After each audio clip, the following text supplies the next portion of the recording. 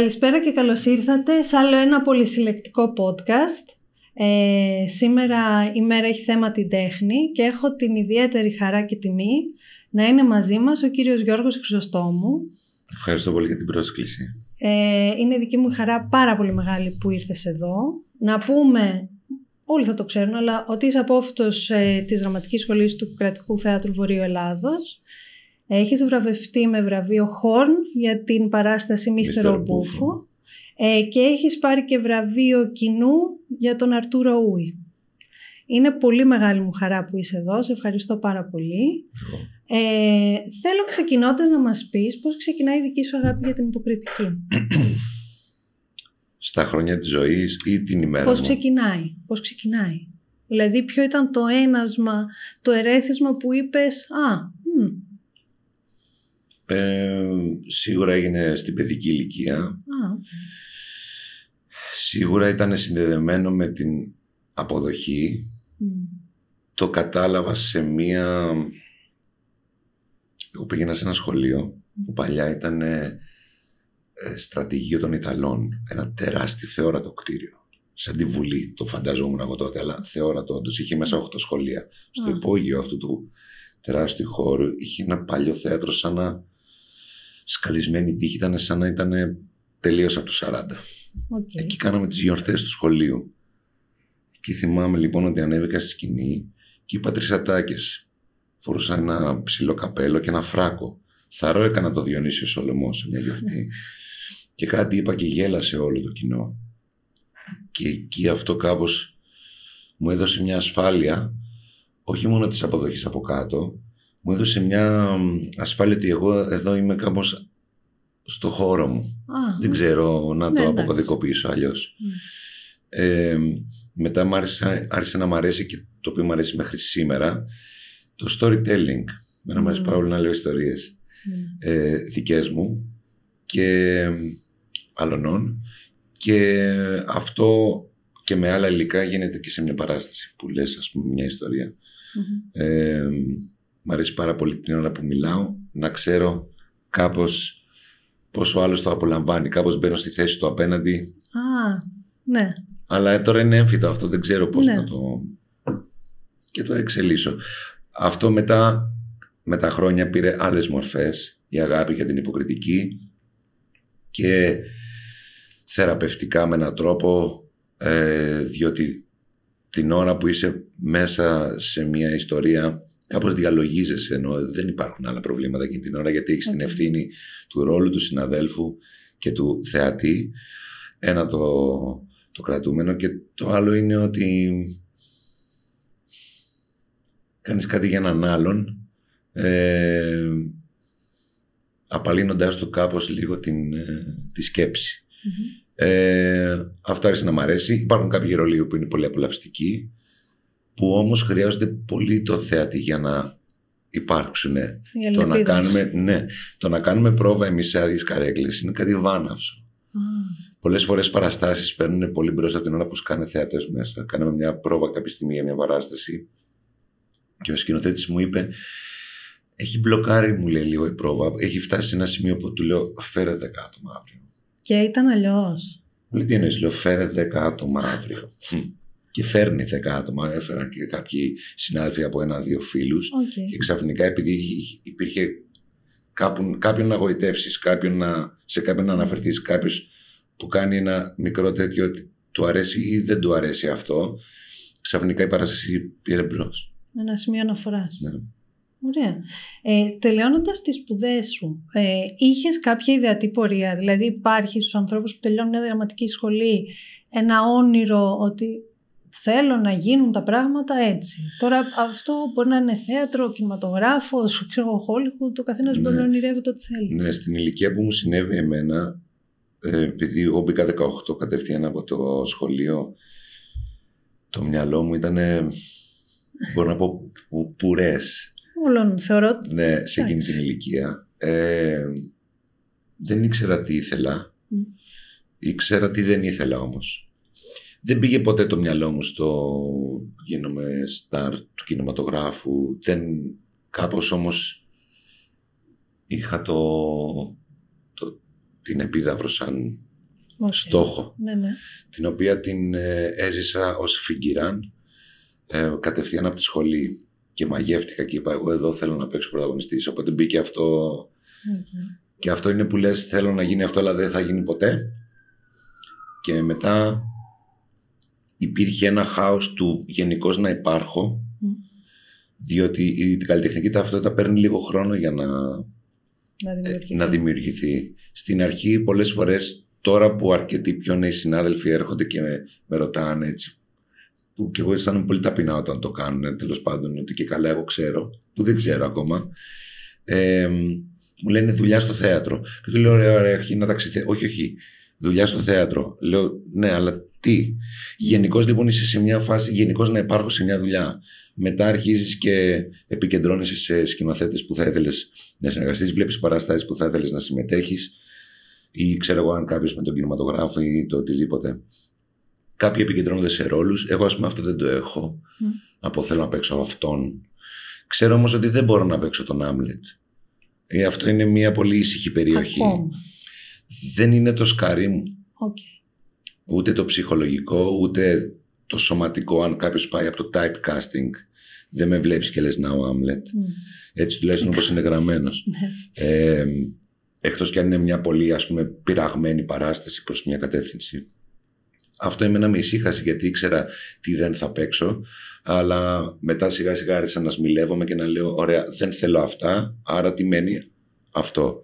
Στην πορεία ανακαλύπτεις και άλλα πράγματα και η σχέση με την αγάπη της δουλειάς αυτής περνάει στάδια. Είναι φορές που λες ποτέ ξανά, είναι φορές που λες γιατί, είναι φορές που λες τέλεια είναι και όλα αυτά κράτανε λίγο. Ακόμα και η δουλειά αυτή έχει μια ευλογία και μια κατάρα μαζί. Είναι αέρας κοπανιστός και δεν το λέω το κοπανιστός έτσι, είναι αέρας.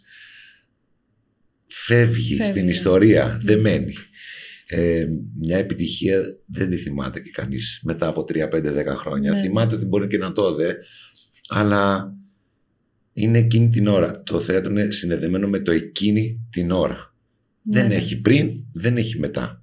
Γι' αυτό καμιά φορά λέμε και στους θεατές κάνε focus πάνω μου, γιατί είναι μόνο τώρα. Ναι, βέβαια. Χάνεις το τρένο. Ναι.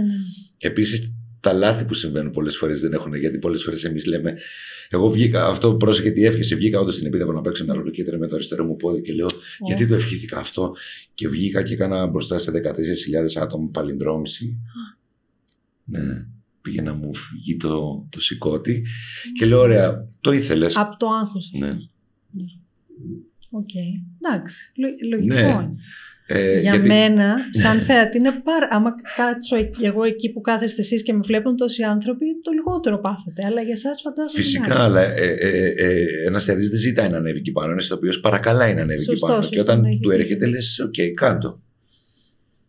Και λες, ναι, έτσι θα είναι. Γιατί το βλέπουμε κι εμείς απ' έξω και φαίνεται πολύ ωραίο. Θέλω να γίνω πρωταγωνιστής. Ωραία, μπες. Να σε δω. Ναι, θα αντέξεις, θα παραμείνεις. Εγώ είχα την τύχη. Πολλές φορές είναι κάτι που λέω σε κάποιον πιο νέο που έρχεται, ας πούμε, να παίξω όλες τις θέσεις μιας παράστασης. Φιγκιράν. Χορός, αρχές τραγωδίας, χορός, αρχές κομμωδίας, χορός. Παιδικό και λίγο βραδινό με κάτι λίγα λεφτά. Τέταρτος ρόλος, τρίτος ρόλος, πρώτος ρόλος, αλλά ξανά έβδομος ρόλος. Θέλω να πω, πέρασα όλες τις θέσεις και ξέρω πολύ καλά πώς είναι να βλέπεις να λάμπει κάποιος και να θες κι εσύ, αλλά να μην είναι η ώρα. Η καλλιτεχνική ηλικία πιστεύω δεν έχει καμία σχέση με τη βιολογική. Εγώ είμαι 23 ετών νεαρός ηθοποιός, αλλά είμαι 45 χρονών άνθρωπος. Θεωρείς ότι πρέπει να τα περνάει αυτά τα στάδια κάποιος που είναι? Για την ενσυναίσθηση και μόνο. Εγώ θα σας πω από άλλη μπάντα. Δούλεψα νύχτα σε ένα κλαμπ και πέρασα από βοηθός σερβιτόρος, από σερβιτόρος μπάρμαν, μετά αρχιμπάρμαν. Όταν έφτασε να μου κάνουν πρόταση που δεν την δέχτηκα φυσικά, να γίνω υπεύθυνος, ο προηγούμενος υπεύθυνος ήξερε όλες αυτές τις θέσεις για να μπορεί να καταλάβει κάποιον ο οποίος είναι σε εκείνη τη θέση, στην ηλικία που είναι, τι προβλήματα έχει, τι άγχος έχει.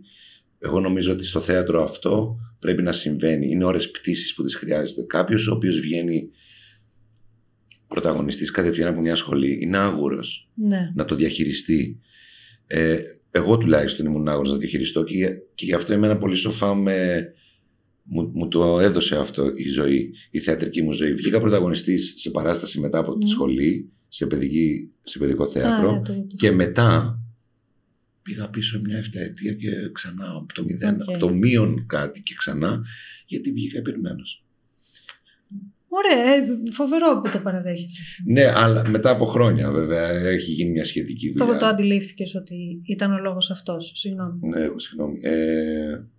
Εκείνη την ώρα όχι. Καλά. Εκείνη την ώρα μόνο θύμωσα. Μου φταίγαν όλοι οι υπόλοιποι, μου φταίγε το σύστημα, μου φταίγαν οι άλλοι.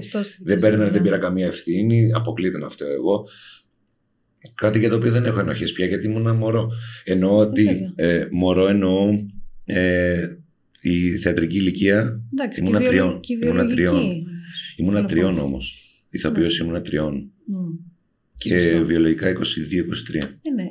Και πάλι. Ναι, το λέω γι' αυτό. Μην το ακούσει κάποιος 22χρονος και πει τι εννοείς, ότι δεν είμαι όριμος. Αλλά γι' αυτό βάζω τη θεατρική ηλικία. Είναι πιο ενδεικτική. Παρ' όλα αυτά, με συγχωρείτε να πω κάτι για τις θέσεις. Εγώ, επειδή έχω περάσει από όλες τις θέσεις, και αν είναι γήπεδο ποδοσφαίρου, που δεν βλέπω ποδόσφαιρο, αλλά μπορώ να καταλάβω το στήσιμο, είναι ο κάθε παίχτης στη θέση που πρέπει να είναι. Δεν μπορεί να είναι όλοι στο επιθετική. Είναι κάποιοι οι οποίοι είναι πάρα πολύ καλοί αμυντικοί. Είναι εξαιρετικοί σε αυτή τη δουλειά.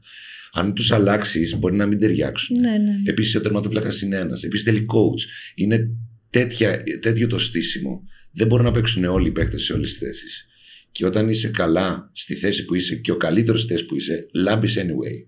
Οι ηθοποιοί όλοι μας έχουμε μια μικροκάμερα ότι όλος ο κόσμος κοιτάει μόνο εμάς. Αλλά αυτό είναι έμφυτο και από ανασφάλεια πολλές φορές αυτή η κάμερα γίνεται και τόση. Στα αλήθεια όμως βλέπει μια σφαιρική εικόνα ένας θεατής. Οπότε τους βλέπει όλους ταυτόχρονα. Ναι, γιατί στην Ελλάδα τουλάχιστον υπάρχουν άνθρωποι που έχουν κάνει όλη τους την καριέρα σε δεύτερους ρόλους, αλλά είναι πάντα αξιοσημείωτοι. Η λέξη δεύτερος ρόλος είναι που το κάνει. Είναι κακιά. Ας πούμε. Η οποία δεν είναι όμως. Είναι συμπρωταγωνιστής. Ας το πούμε με άλλη λέξη, γιατί λέει τι θα κάνω τριτο-δεύτερα πράγματα. Είναι η λέξη που το κάνει. Στα αλήθεια να είναι άσχημο, όχι η ίδια η θέση. Η θέση, ναι. Είναι το θέατρο προτεραιότητα για τους Έλληνες ηθοποιούς? Δηλαδή το έχουμε στο DNA μας? Ναι. Πρώτα είμαστε θεατρικοί.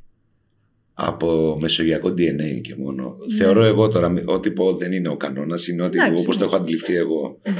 Δεν είναι. Είναι όπως, ας πούμε, πώς οι Αμερικάνοι δεν ξέρουν να κάνουν επιθεώρηση, αλλά ξέρουν να κάνουν πολύ καλό stand-up. Ναι. Εμείς ξέρουμε πολύ καλά κάποια πράγματα. Εγώ πιστεύω ότι όλες οι τέχνες υπάρχουν σε ένα ανθρωπάκι. Απλά είναι ποια θα εκπαιδευτεί για να γίνει κάτι. Δηλαδή όλα τα παιδιά κάνουν γλυπτική, όλα ζωγραφίζουν, όλα τραγουδούν, όλα παίζουν ρόλους. Ναι. Θέλω να πω, είναι κάπως όλες οι τέχνες μέσα και όλα χορεύουν. Ναι. Άρα είναι ποια θα ξεφύγει και θα γίνει επάγγελμα, ή αν θα παραμείνει χόμπι, ή αν θα σβήσει. Εγώ ας πούμε δεν τραγουδάω. Εντάξει. Ναι. Απλά εμένα ξέφυγε το θέμα της υποκριτικής και πήγε προς το επάγγελμα. Ναι, εντάξει. Θεωρώ ότι είναι ευλογία να μπορεί σε πολύ νεαρή ηλικία να βρεις αυτό που πραγματικά σε ενδιαφέρει να κάνεις και σε κάνει χαρούμενο.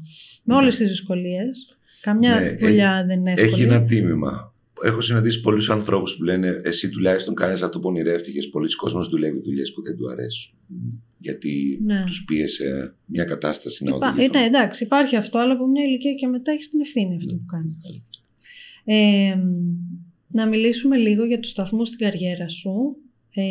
Διαβάζοντας όσα έχεις κάνει, θεωρώ ότι το Μυστέρο Μπούφο και το Μιούτ ήταν 2 σταθμοί. Θέλεις να μιλήσεις λίγο γι' αυτό? Με τα χαράς, θα τους πάω χρονολογικά. Γιατί πρώτα είναι το Μυστέρο.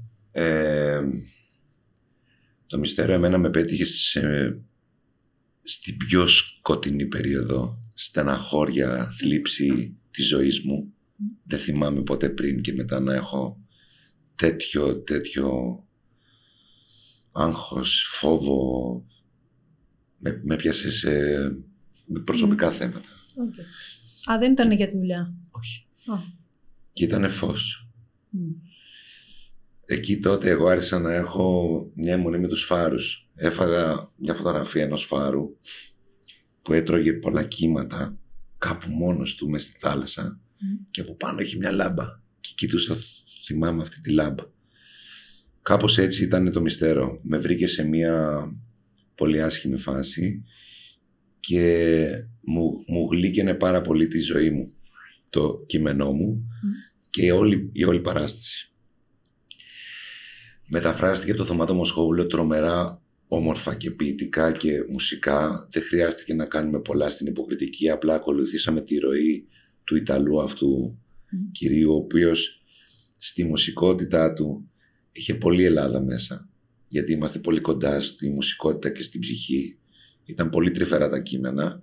Ενστικτωδώς διαλέξαμε όλοι, γιατί μας είπε πάρτε τα, διαβάστε και διαλέξτε το καθένας, αλλά μην πείτε ο ένας στον άλλον τι, και διαλέξαμε ο καθένας από ένα κείμενο. Ωραίο αυτό. Ναι. Πολύ ωραίο. Ήταν οι πιο ωραίες πρόβες της ζωής μου. Καλά, έχουν υπάρξει και άλλες, αλλά τότε ήταν βάλσαμο. Και το δικό μου το κείμενο, εγώ δεν μπορώ να διαβάσω πολύ καλά. Ενώ διαβάζω, αλλά δεν θυμάμαι. Ακούω με τις λέξεις, έχω μια άλλη σχέση. Δεν καταλαβαίνω νοήματα πολλές φορές, αλλά καταλαβαίνω τη γεύση τους και τον ήχο. Δεν ξέρω γιατί πήρα το πιο μεγάλο, ήταν 9 σελίδες ο μονόλογος. Και μιλούσε την τρίτη-τέταρτη μέρα που το διάβασα. Λέω, Χριστέ μου, κάπως είναι πολύ συνδεδεμένο. Γιατί μιλούσε για ένα γελοτοποιό που ήταν αγρότης, που ήμουν, που δούλευε σε ένα χωράφι που δεν είχε νερό, που είχαμε ένα χωράφι που δεν είχε νερό, και που έβριζε το Θεό γιατί του πήγαιναν όλα στραβά. Πού το έκανα? Και ξαφνικά του συμβαίνει κάτι καλό και δεν είχε καμία ευγνωμοσύνη. Πού το έκανα? Και γύρισε μετά η ζωή και του είπε, ωραία, η κατάρα σου είναι να λες αυτή την ιστορία για πάντα. Και το έκανα. Και ξαφνικά, και πολλοί συνάδελφοι, αν μιλήσεις και με άλλους, θα σου πούνε ότι πολλές φορές συμβαίνει να πηγαίνουν λίγο παράλληλα κάποια πράγματα με ρόλους που μας πλησιάζουν αισθητοδός ή συμπαντικά ή μεταφυσικά. Και μετά αυτό το κείμενο ήταν ένα roller coaster συναισθημάτων. Ήταν αστείο και μετά γινόταν θλιβερό και μετά αστείο και μετά θλιβερό και μετά αστείο και μετά θλιβερό. Και σε ένα σημείο θυμάμαι το Σταμάτο Φασουλίνα να σηκώνεται από την καρέκλα του και να κοιτάει έτσι. Και εκεί κατάλαβα ότι συμβαίνει κάτι μαγικό. Πώς νιώθει ένας νέος ηθοποιός που βλέπει έναν τέτοιο άνθρωπο? Εκείνη την ώρα η αλήθεια είναι ότι, να το πω έτσι πολύ απλά, πήρα πολύ τα πάνω. Γιατί ανασηκώθηκε ο Σταμάτης Φασουλής, ας πούμε. Αυτός ο παλιός θεατράνθρωπος ανασηκώθηκε από την καρέκλα και έκανε έτσι με ανοιχτό το στόμα σε ένα σημείο όπου ο ήρωας μου μιλούσε ακατάπαυστα χωρίς ανάσα για αρκετή ώρα. Θυμάμαι το κοινό να το αγκαλιάζει πολύ. Προφανώς είδατε και με τα μεσονύχτιες παραστάσεις. Είδαμε. Ναι, ήταν όλο πολύ γλυκό. Δεν έχω ξαναδεί, νομίζω, τόσο αργά. Ναι. Ωραίο ήταν. Ναι, ήταν ο κλάδων το κάναμε όπως ο Ντάριο Φω, χωρίς πολλά. Και αυτή η παράσταση μου έδωσε το βραβείο Χορ. Και ήταν πάρα πολύ συγκινητικό. Κάτι το οποίο είχα ξεχάσει ότι θα μπορούσε να συμβεί, γιατί είχα και μια μανία σαν πιο νέος να πάρω το χώρο να αποδείξω ότι δεν. Και κάποια στιγμή το αποδέχτηκα ότι άστο, δεν θα έρθει. Και τελικά έρχεται εκεί που δεν το περιμένεις. Ναι. Και ήταν τρομερή δικαίωση. Πολύ μεγάλη ανάσα, δώρο. Και υπόθηκε κάποια στιγμή μετά από χρόνια να την ξανακάνω αυτή την παράσταση, το οποίο θα ήταν πολύ συγκινητικό για το reunion. Αλλά άντε να συντονιστούμε τώρα όλοι αυτοί. Αλλά έγινε τότε που ήταν για να γίνει. Και εσάς σημείο στη δική σου ζωή, βλέποντας το μέχρι σήμερα, σίγουρα. Δηλαδή ήταν ένα... Νομίζω ήταν το πρώτο, αν είναι ας πούμε επιτραπέζιο, ναι, η ζωή μου, ήταν το πρώτο καστράκι που... Ναι. Και μετά ήρθε το Μιούτ, μετά από καιρό. Εντάξει. Και το πέτρε στις τσέπες του. Τώρα, καλά, εντάξει, τώρα το πέτρε. Ήταν μια συνάντηση μεγατόνων. Πάρα πολύ αστείο. Πάρα πολύ αστείο. Πάρα. Είχα συνεργαστεί με τον κύριο αυτόν σε παράσταση στην Επίδαυρο, όπου έκανε αυτός και πέφταν όλοι. Κάναμε εμείς, δεν κουνιόταν φίλο. Και λες τώρα τι μαγεία είναι αυτή με αυτόν τον τύπο, ας πούμε. Πάω, τον βλέπω αλλού. Τον βλέπω να είναι σε μια τρομερή γοητεία πάνω στη σκηνή, χωρίς να προσπαθεί για το οτιδήποτε. Γιατί πολλές φορές βλέπω και τον εαυτό μου ή άλλους συναδέλφους να προσπαθούν ιδιαιτέρως να τους προσέξουμε και να μας προσέξουν. Κάτι το οποίο ο Μάκης δεν το έχει. Και είναι τόσο εγωιτευτικός να τον κοιτάς. Και μετά με παίρνει και μου λέει: θες να κάνουμε το 5 και λέω: φυσικά, εννοείται, και κλείνω τηλέφωνο. Λέω: Χριστέ μου, θα καταστραφώ. Πού πάω με αυτόν εγώ. Καλά. Και πάνε οι πρόβες. Και κάνει αυτός και γίνεται χάμος, γιατί είχαμε κόσμο από κάτω τις πρόβες. Κάνω εγώ τίποτα. Έχω μια φίλη που έκανε μουσική με και μου λέει: Γιώργο, ξύπνα. Καλή φίλη που το είπε. Σε εξαφανίζει. Ναι. Και λέω: τι θα κάνω. Και μετά μπήκε κόσμος. Εγώ εκεί. Κάπως σημείο αναφοράς. Πήρα μπρος, ναι, μπήκε κόσμος και μετά ήταν μια απόλαυση αυτή η παράσταση. Δηλαδή, ήταν πολύ ωραία παράσταση. Προχωρώντας λοιπόν στο Μιούτ, το οποίο το είπαμε και προηγουμένως ότι ήταν έμπνευση από τα live acts του Οξυγόνου. Ναι, το Μιούτ ήταν μια έμπνευση από τα βουβά κοινά σκέτς του Οξυγόνου, τα οποία ήταν έμπνευση από έναν εγκλισμό που είχα εγώ 19 χρόνων σε ένα μπλε δωμάτιο στη Θεσσαλονίκη ως φοιτητής, ακούγοντας διαρκώς μουσική, σε Walkman τότε. Που, συγγνώμη σε διακόπτω, ήταν και αυτό πολύ καινοτόμο. Δηλαδή και ακόμα τώρα δεν νομίζω ότι υπάρχει μουσική σκηνή που ξαφνικά βγαίνει ένας χωρίς να μιλάει, ναι, και κάνει σκέτς και κάνει τον κόσμο να γελάει. Δεν νομίζω ότι, ναι, έχει ξαναγίνει. Ναι. Ήταν όλο δικό σου και τότε αυτό. Ναι. Okay. Και θυμάμαι την οντισιόν που έδωσε στον Πάνο Μουζουράκη. Το είπε και αυτός με πολύ, και το Γιώργο το Μιλωνά, γιατί πήγα στο σπίτι, κάτσαν εκεί πέρα και οι τρεις, ήταν και ο Μπαλάβας νομίζω. Και τους λέω: λοιπόν, εγώ κάτι σκέτς. Κοιτάξτε, και βάζω να παίξει και κάνω αυτό. Ήταν έτσι. Και μου λέει: τι είναι αυτό. Λέω: πάμε. Κάπως επικοινώνησε. Αυτά λοιπόν τα υλικά τα πήρα μετά από χρόνια. Τα διάνθησα, έκανα περισσότερα. Και είχα βάλει στόχο να γίνουν στο θέατρο, με τη σιγουριά ότι δεν θα γίνουν ποτέ στο θέατρο. Ένα πράγμα το οποίο μέσα μου έκανε ένα μπρος και ένα πίσω ταυτόχρονα. Το επικοινώνησα με τον τάδε σκηνοθέτη, μου λέει: πού πας. Άστο, κάτσε σπίτι σου. Το επικοινώνησα με μια χορογράφο, μου λέει: άστο.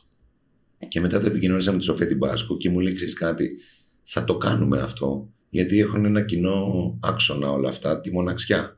Και αυτή βρήκε κάτι τέτοιο. Αυτή η παράσταση λοιπόν ανέβηκε 15 μέρες πριν, δεν είχε ούτε ένα εισιτήριο. Και λέω: ας γίνει, να καταστραφεί, να φύγει από πάνω μου ο Βραχνάς. Γιατί αυτό το κρατούσα 20 χρόνια μέσα μου. Ήθελες να γίνει πολύ. Ναι. Και γίνεται. Και ο κόσμος επικοινωνεί. Και δεν το πιστεύω ότι επικοινωνεί. Και πάει sold out. Και μας κόβει ο COVID. Και πάμε μετά τον COVID και το ξανακάνουμε και ξαναγίνεται sold out. Και θυμάμαι ότι όλος ο κόσμος μου είπε ότι ήταν προφήτης του εγκλισμού και όλοι ήρθαν να το ξαναδούνε, γιατί αυτό που είδανε το ζήσαν στα σπίτια τους. Εγώ έκανα πράγματα που τα είχα σκεφτεί και μετά τα έβλεπα να γίνονται στο TikTok. Ναι. Ένα πράγμα το οποίο το έκαναν όλοι στην κάμερα μπροστά. Και εγώ απλά τα κάνω στο καθρέφτη. Και έτσι έκλεισε ο κύκλος και του Μιούτ. Και χαίρομαι πολύ που ανέβηκε. Αν και δεν το θυμάμαι, γιατί ο COVID έχει κενό μνήμης. Τι εννοείς?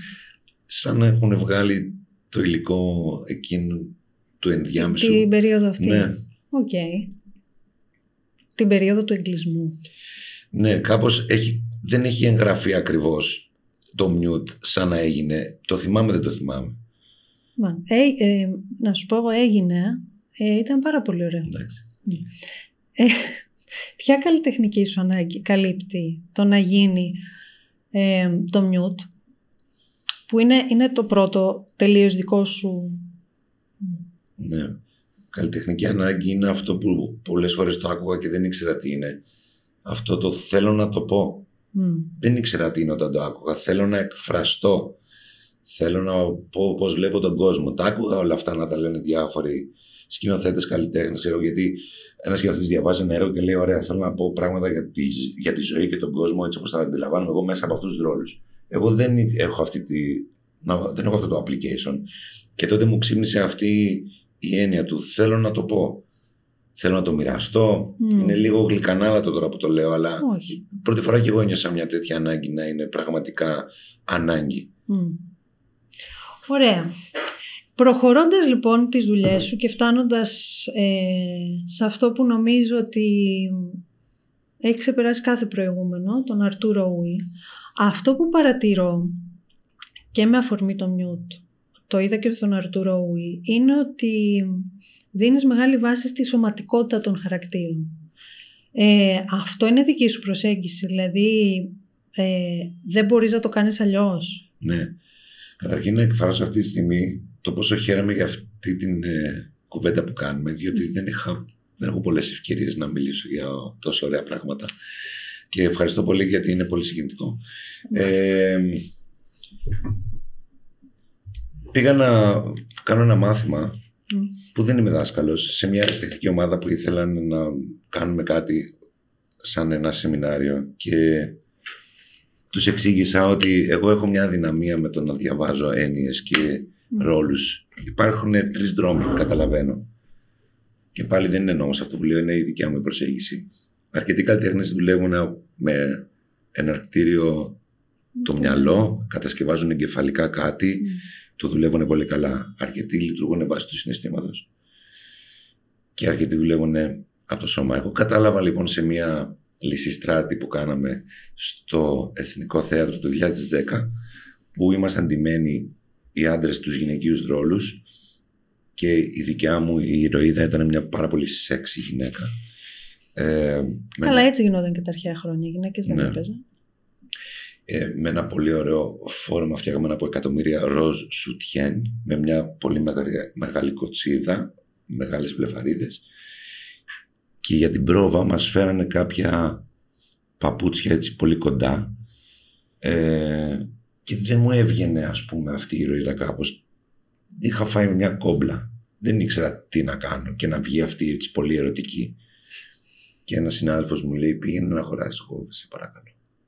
Και πάω και αγοράζω κάποιες γόβες τέτοιες 45 νούμερο, πλατφόρμα, και με το που ανέβηκα πάνω ξαφνικά όχι μόνο άλλαξε το σώμα μου, άλλαξε όλο το μέσα μου, ο τόνος της φωνής μου, μπήκαν τα μαλλιά και εξφρεντονίστηκε. Εκεί λοιπόν εγώ κατάλαβα ότι εμένα η διαδρομή μου δεν είναι από εδώ, γιατί δεν είμαι διανοητικός ηθοποιός, δεν είμαι intellectual, δεν διαβάζω και να διαβάζω δεν θυμάμαι, ενώ γενικά είμαι αμόρφωτος. όχι, στα αλήθεια δεν είμαι κάποιος λόγιος που ξέρει τι αναλύσεις γίνονται για τον Μπέκετ και τι είπε ο Τσέχοφ, δεν καταλαβαίνω, απλά έχω άλλο δρόμο, δεν τον προτείνω. Είναι απλά ο δικός μου και κατάλαβα ότι εγώ ξεκινάω από τα πόδια. Πώς περπατάει, οπότε κάθε φορά το πρώτο πράγμα που ρωτάω είναι τι παπούτσια φοράει ο ήρωας, γιατί μου αλλάζει εμένα το σώμα και με οδηγεί και τσίκι αρχίζω και συνθέτω μετά και φτάνουμε και στο διανοητικό κομμάτι ότι εδώ τι εννοεί, ρωτάω τη δραματολόγο, εννοεί αυτό, εντάξει. Αλλά η διαδρομή μου είναι αυτή. Στον Αρτούρο που αναφέρθηκε ο συμπαίκτης μου αντιμετώπισε το ίδιο πρόβλημα κάνοντας πρόβα με τα αθλητικά του και του λέω πήγαινε βάλε μπότες τώρα και 2 τυράντες. Και έρχεται με 2 τυράντες και 2 άρβιλα την επόμενη μέρα και μου λέει πω. Ναι. Αλλά αυτό είναι ο δικός μου δρόμος. Τώρα, εγώ αφηγούμαι πάρα πολύ με το σώμα μου.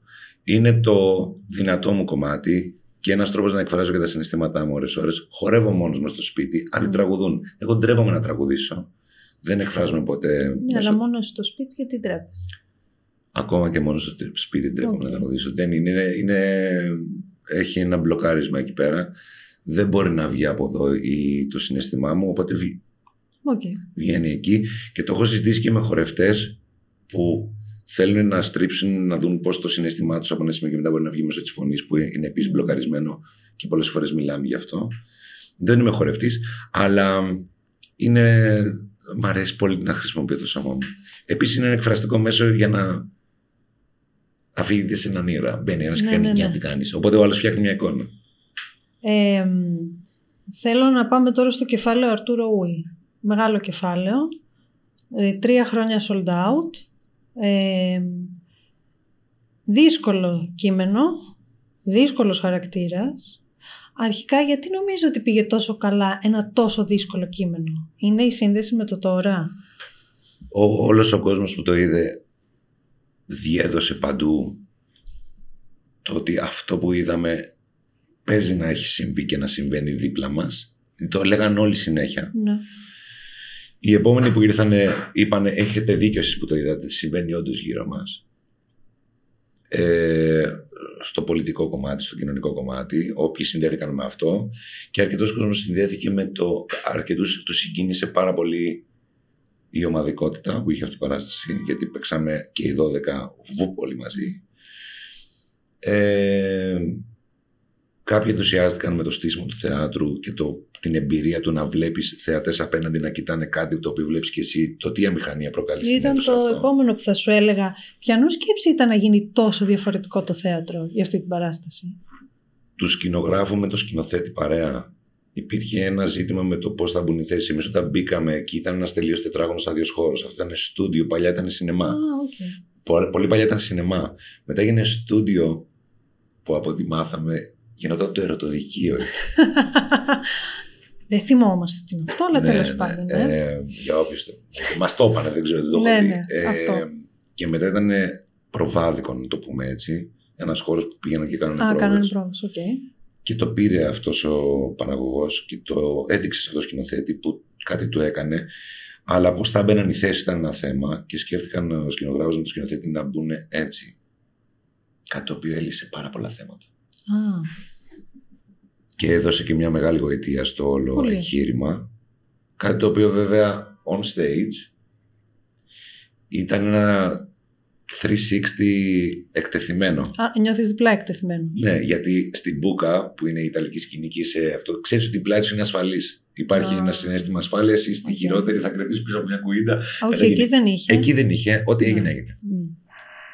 Οπότε παρόλα αυτά η αίθουσα πολλές φορές έκανε ο χώρος σε μια συστολή διαστολή, γιατί υπήρχαν ενέργειες κόσμου που τώρα εκεί οι αντένες ήταν πολύ τεντωμένες και καταλάβαινες πράγματα που γινόταν εκεί πίσω. Δεν μπορούσε να κρυφτεί κανένας. Δηλαδή κόσμος που είχε αμηχανία με το τι συμβαίνει, με τον έντονο ήχο. Ναι, γιατί ήταν μια έντονη παράσταση, δεν ήταν. Το οποίο ήταν εμπειρία. Ναι. Και για μας και για αυτούς. Και τελειώνοντας όλο αυτό, πώς αφήνει να νιώθεις? Η παράσταση όλο, ο Αρτούρο. Όταν τέλειωσε. Ναι. Στην αρχή ανακουφίστηκα γιατί ήμουν πάρα πολύ κουρασμένος. Και σωματικά φαντάζομαι θα ήταν πολύ δύσκολο. Μου κλέψαν το μυαλό λίγο οι όρνηθες που ήταν ένα crossfade. Οπότε δεν βρήκα χώρο να πενθήσω. Ναι, γιατί σου λείπει. Και μετά όταν το καλοκαίρι χαλαρώσαμε, ας πούμε, κάπως τα πράγματα, εκεί βρήκε λίγο χώρο και λέω γιατί όσο είσαι μέσα είναι άλλο να το συντηρήσεις, να το παλέψεις, να το κάνεις, και μετά από καιρό έρχεται και μεταβολίζεται το... Ναι. Εντάξει, τη ζήσαμε. Είναι όχι σταθμός, είναι σταθμάρα. Δηλαδή δεν μπορώ να πω ότι δεν είναι... Όταν σου λένε και οι φίλοι και οι συνάδελφοι και ο κόσμος είναι ό,τι καλύτερο έχεις κάνει, ας πούμε, είναι πολύ ωραίο. Το οποίο δημιουργεί ένα άγχος, τι θα κάνω μετά από αυτό. Είναι η επόμενη ερώτηση. Ναι, τι θα κάνω μετά από αυτό. Κοίταξε να δεις, επειδή εγώ έχω παρατηρήσει και έχω ακούσει και να το λες κιόλας ότι αντιστέκεσαι στο μανιερισμό, δεν θες με τίποτα να το επαναλαμβάνεις. Ναι, τώρα το τέλος του παιχνιδιού που έρχεται με τη συνάντηση αυτή τη μεγάλη με το Μάκη πάλι, ευτυχώς στρίβει πολύ απότομα και οπότε δεν μπορεί ούτε εγώ ούτε κανένας να πει ο Αρτούρ ήταν πιο ωραίο. Γιατί και αυτό τιμάει και ασφαλίσει και τον Αρτούρ εκεί που είναι, που είναι εκεί που είναι ήσυχα, και δίνει και μια βάντα στο τέλος του παιχνιδιού, γιατί δεν περιμένει, δηλαδή δεν θα το πω καν εγώ στον εαυτό μου ήταν πιο ωραία παράσταση, είναι άλλο έργο. Οπότε είναι άλλος ρόλος. Δηλαδή αν μετά τον Αρτούρο έκανα το Μακμπέθ θα ήταν πολύ κοντά, ή κάποιον ας πούμε με Άρβιλο, όπως και να έχει. Αλλά τώρα στρίβουμε πολύ απότομα. Εγώ το έχω προσπαθήσει πολύ στην καριέρα μου αυτό, να στρίβουν οι ρόλοι πολύ απότομα, και για μένα και για να μην μπούμε σε μια συνήθεια. Η μανιέρα πάει μόνη της, δεν την αποφασίζει ο ηθοποιός. πάει μόνη της, γιατί το κεντρικό νευρικό σύστημα αποθηκεύει πληροφορίες στους όρνηθες, που ήταν ο ίδιος σκηνοθέτης από τον Αρτούρο. Στους όρνηθες παλέψαμε με τον Άρη τον Πινιάρη για 3 εβδομάδες να φύγει η φωνή μου και το σώμα μου από το προηγούμενο. Μου λέει, Γιώργο, είναι πολύ Αρτούρο. Λέω, τι θα κάνουμε τώρα? Μου λέει, δούλευε. Παλιά όμως δεν ήταν το ζητούμενο αυτό. Δηλαδή σε παλιούς ηθοποιούς. Ήταν η αγορά αλλιώς. Και αυτό νομίζω το κληρονομήσαμε από τον ασπρόμαυρο κινηματογράφο. Που αυτό καμιά φορά στο ζητάει και η τηλεόραση λίγο. Τι ξέρεις να κάνεις? Κάνε αυτό τώρα, μην μου κάνεις αλλαγές. Που είναι στην κάμερα λίγο πιο. Στο θέατρο έχεις πιο μεγάλη ελευθερία να το αποφασίσεις. Αν και εκεί μπορεί να σε πιέσει ένα σύστημα ή μια ανάγκη να συνεχίσεις να υπάρχεις, να κάνεις το ίδιο. Αλλά στην τηλεόραση και στον κινηματογράφο υπάρχει το typecasting, το οποίο είναι πώς φαίνεσαι, όχι τι φέρεις. Δηλαδή βλέπεις και στο Hollywood, ας πούμε, μία φορά στο τόσο θα κάνουν τελείως transformation και βάζουν και προσθετικά για να ξεφύγουν από την περσόνα. Η βιομηχανία είναι πολλά τα λεφτά. Είναι πολλά τα λεφτά. Αλλά εδώ μόνο στο θέατρο μπορεί κάποιος να στρίβει λίγο. Επίσης είναι πώς αντέχεις την επανάληψη. Ναι, κάποιοι τους παρατηρώ ότι θέλουν να ησυχάσουν σε μια κεκτημένη, ας πούμε, κατάσταση και να πάνε προς τα εκεί, και ο κόσμος το αγαπάει αυτό. Ναι. Αυτό προκαλεί ασφάλεια στον κόσμο. Αυτό που κάνω εγώ δεν προκαλεί ασφάλεια. Πολλές φορές εγώ έχω ακούσει, αλλά πλέον εμένα μου αρέσει γιατί μου πιάνει ένα δαίμονα ωραίο, αλλά έλα τώρα, γιατί δεν κάνεις κομμωδία πάλι? Γιατί τώρα δεν θέλω να την κάνω πάλι. Εντάξει, τώρα είναι κωμικός ο ρόλος, αλλά πριν έρθουμε σε αυτό, να μιλήσουμε λίγο για τους όρνηθες που δεν κατάφερα να δω, αλλά και αυτό ήταν sold out παντού, μεγάλη χαρά του κοινού. Ναι, εμένα σε σχέση με το προηγούμενο που είπαμε, οι όρνηθες έκατσαν ο ρόλος στον πολύ ωραία, δηλαδή. Και είπα και του Άρη, είναι δώρο αυτό που μου κάνεις τώρα από τον Αρτούρο να πάω στον Ευελπίδη, είναι τέλειος κόντρα.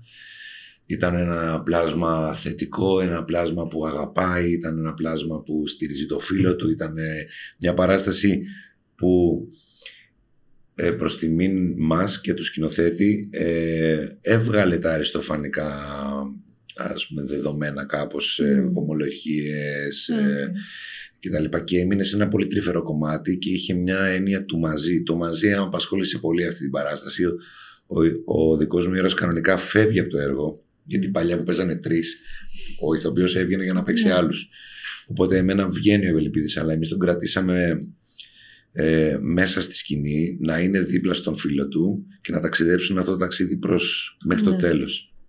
Η παράσταση έγινε πολύ τρυφερή και πολύ αστεία εκεί που έπρεπε να γίνει, φυσικά, γιατί εκεί με ωραία τρυφερότητα και τα λοιπά μας λέει και παιδιά, ναι, πάμε τώρα. Οπότε και εμείς εκεί βγάλαμε όλο μας το. Είναι πάρα πολύ ωραία η κωμωδία και πάρα πολύ ωραίο και το δράμα όταν έχει αυτή την εναλλαγή διαρκώς.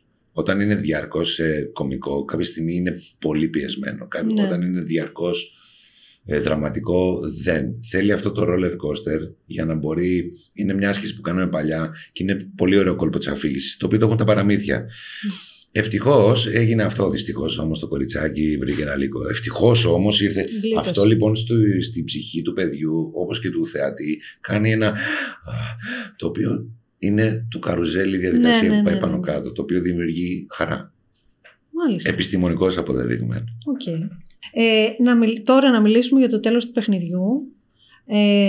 Το διάβασα, θα κάνεις τον Κλόβ. Ναι. Θεωρώ ότι. Θέλω να μας μιλήσεις εσύ γι' αυτό, αλλά θεωρώ ότι έχει ένα πολύ βαθύ χιούμορ και είναι και πολύ συναισθηματική παράσταση.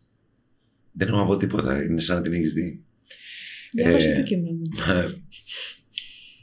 Πάλι κόντρα το casting, όταν είπα εγώ στους συναδέλφους θα κάνω τον Κλόβ, μου λένε όχι, πρέπει να κάνεις το Χαμ. Λέω όχι, πρέπει να κάνω τον Κλόβ. Και εγώ το ίδιο.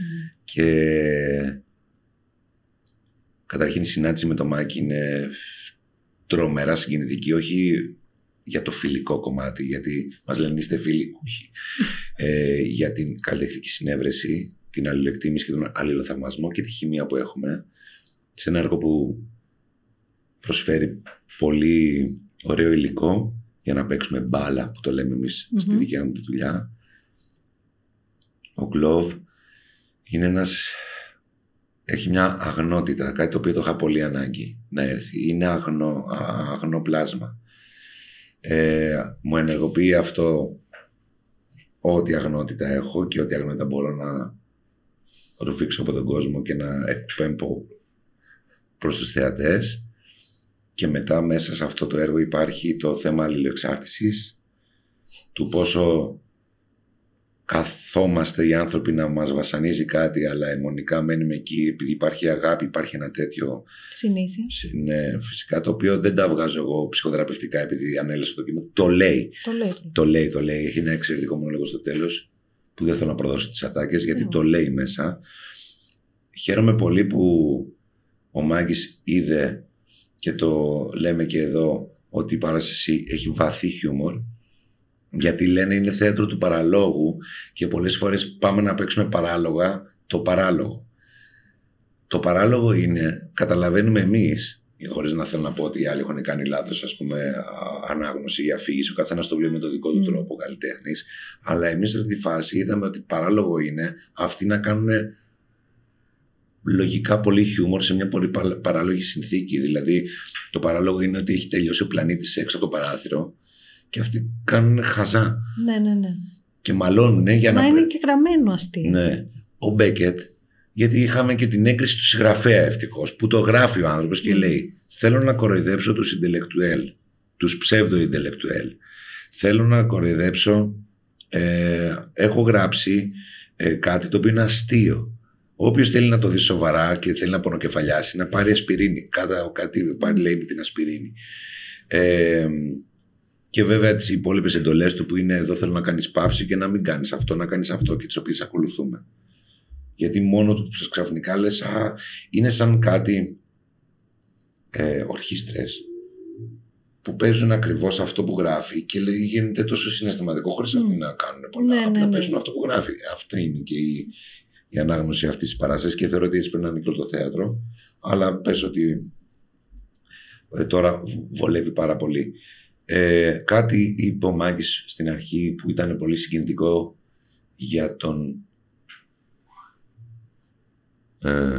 πώς το λένε, κβαντικό εναγκαλισμό. Μάλιστα. Εγώ δεν ξέρω από αυτά. Ο Μάγκης έχει σπουδάσει αστροφυσική, ξέρω εγώ, δεν ξέρω ότι στο φυσικό ήταν κάπως.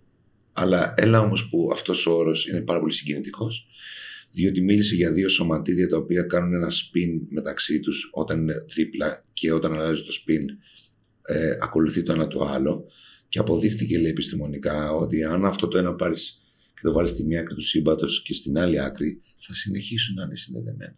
Το οποίο ήταν πάρα πολύ συγκινητικό. Γιατί αυτοί οι δύο παλεύουν με το εγώ θα σε αφήσω. Καλά, δεν μπορείς να με αφήσεις. Καλά, δεν θα σε αφήσω. Άντε, άφησέ με. Και παίζεται αυτό το παιχνίδι. Δεν λέμε τι γίνεται στο τέλος. Λοιπόν, κάθε πότε και πού θα δούμε αυτή τη παράσταση? Στο Θέατρο Ηλίσια, Κυριακή, Δευτέρα και Τρίτη. Κλείστε από νωρίς. Και μπορεί και τα Σάββατα, αν δούμε ότι πάει. Αλλά ναι. More.com. Είναι πολύ συγκινητικό αυτό που έγινε με τον κόσμο που με το που βγήκαμε εμείς και το διαφημίσαμε, πήρε εισιτήριο. Είναι τρομερά συγκινητικό, εννοώ ότι σημαίνει ότι έχουν μια εμπιστοσύνη. Αυτό. Που δημιουργεί ένα άγχος βέβαια να δούμε. Εντάξει, παιδιά, θα κάνουμε ό,τι καλύτερο μπορούμε, αλλά είναι πολύ συγκινητικό. Ναι, δεν θεωρείς εσύ ότι το έχεις κατακτήσει αυτό? Δηλαδή, εμείς στο κοινό που ερχόμαστε και σε βλέπουμε, σου έχουμε εμπιστοσύνη. Ευχαριστώ. Ξέρεις τι, ότι δεν νιώθω ότι εσύ και κάποιοι άλλοι άνθρωποι, εγώ ως ο θεατής, νιώθω ότι δεν θα με κοροϊδέψεις. Δηλαδή δεν θα έχεις διαλέξει ούτε μια χαζομάρα να μου πεις, ούτε να το έχεις κάνει εύκολα και να καταλαβαίνω ότι παίζεις. Όχι, το καταδύναμη βέβαια, εντάξει. Αυτό με τιμάει, έχει και μια ευθύνη προς τον κόσμο.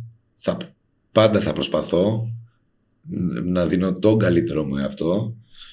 Πάντα το κάνω μέσα από επίπονη διαδικασία. Δεν είναι ποτέ εύκολο. Δεν μ' άρεσε ποτέ να είναι εύκολο.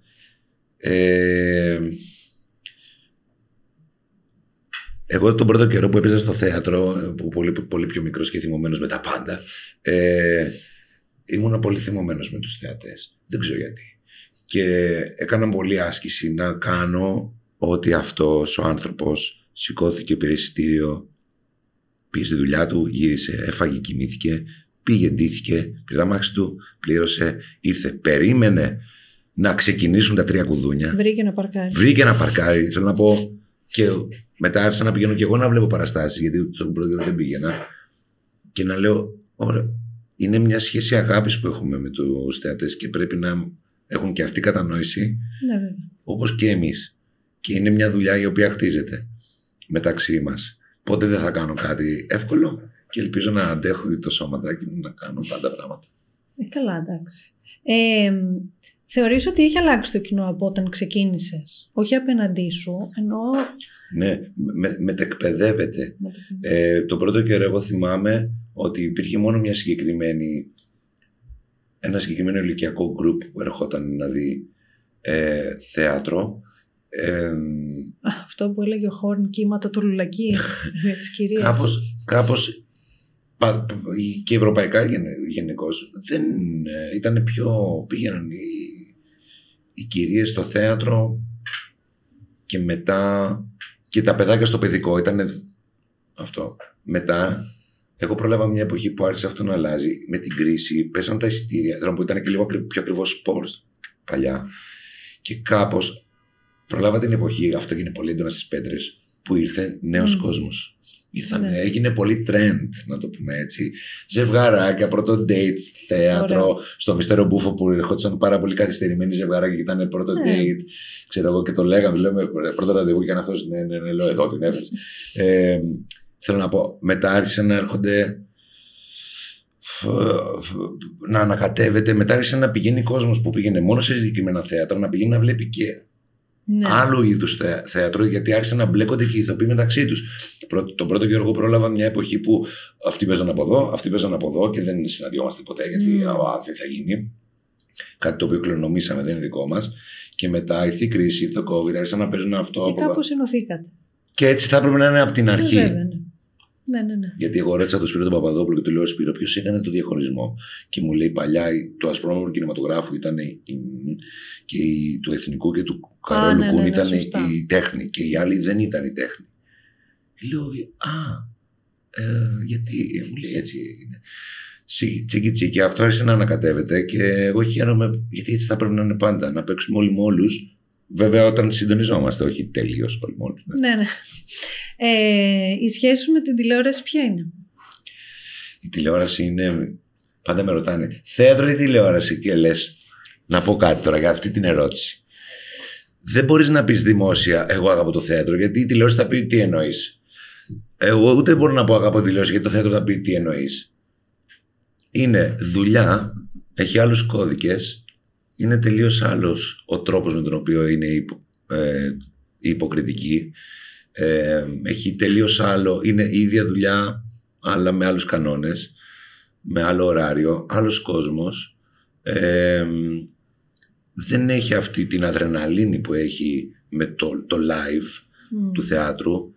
Εγώ θεωρώ ότι πρέπει να περνάμε από όλα τα ίδια της δουλειάς. Εγώ είμαι από τους τυχερούς που έκανα το Οξυγόνο, παιδικά, με τους άγαμοστήτες σε μονόλογο στα μπουζούκια 12.30 1 το βράδυ, τηλεόραση, να πάρεις εκπαίδευση από παντού. Η τηλεόραση περνάει διάφορα στάδια και κάνει διάφορους μεγάλους κύκλους. Εγώ το παρατηρώ, κάνει δεκαετίες, που τώρα ας πούμε τα εποχής, παίζονται τα εποχής. Πριν ας πούμε, μια εποχή ήταν μόνο κομμωδίες, μετά δεν είχε τίποτα, ήταν μόνο απ' έξω ερχόντουσαν σύριαλ και δεν βλέπαμε ελληνικό. Ναι. Αυτό κράτησε 5-7 χρόνια. Κάνει μεγάλους κύκλους τέτοιους. Τώρα ψάχνει να βρει τον εαυτό του με την πλατφόρμα. Πώς θα το κάνει, Εμένα μου αρέσει να υπάρχει μυθοπλασία. Δίνει και θέσεις εργασίας και εμπειρία στον κόσμο, και ο κόσμος βλέπει τους ηθοποιούς να παίζουν τηλεόραση και πάει μετά και τους βλέπει στο θέατρο. Εννοώ ότι πρέπει να υπάρχει τηλεόραση και εγώ την αγαπώ. Έχει και αυτή τα θέματα της, όπως έχει και το θέατρο, έχει και ο τομέας της υγείας και όλες οι δουλειές έχουν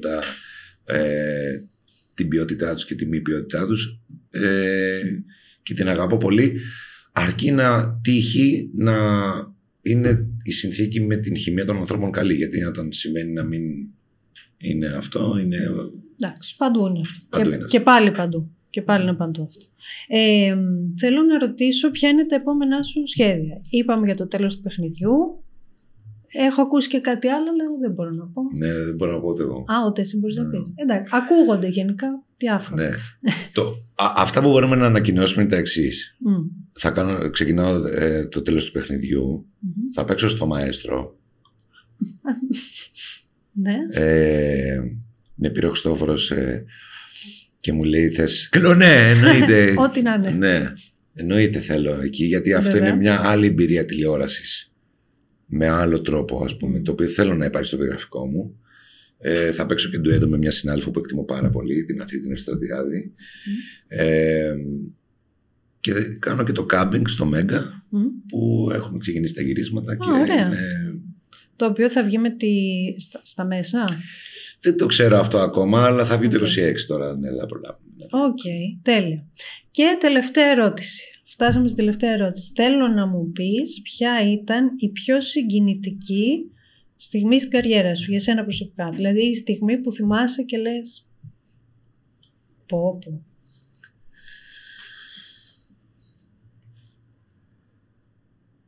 Παίζαμε με τους Άγαμους κάποτε στο θέατρο Δάσους και ξεκινάει να βρέχει και άνοιξαν 1.600 ομπρέλες. Και δεν έφυγε κανείς. Αυτό. Σε ευχαριστώ πάρα πολύ. Ήτανε πάρα πολύ ωραία κουβέντα. Και για μένα. Σε ευχαριστώ πολύ. Εγώ. Να είστε καλά.